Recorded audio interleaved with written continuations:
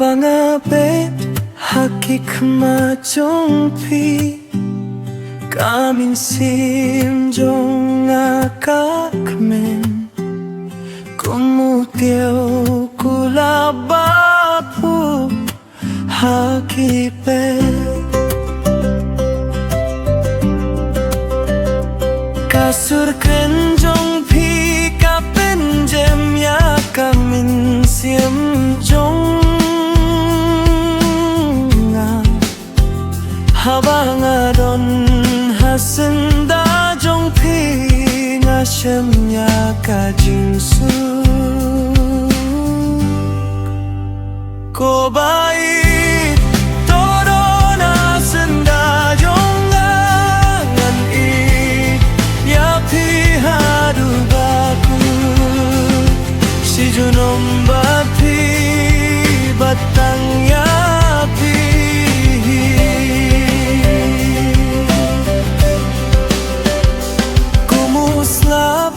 Bapen sngal baya kakhendel Piwan haka jingim jonga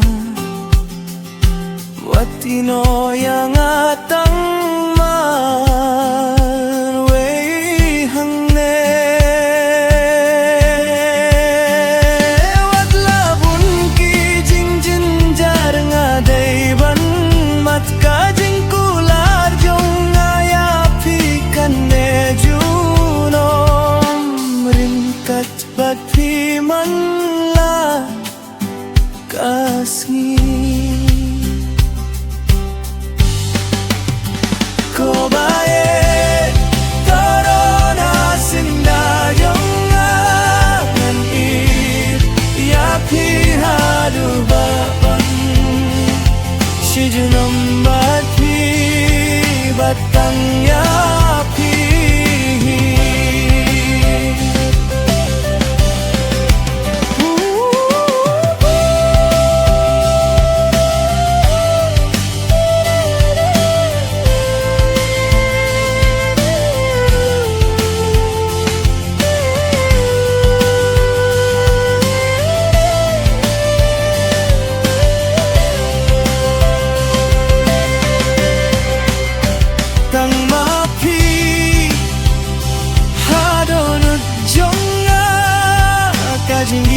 Jinggit basisa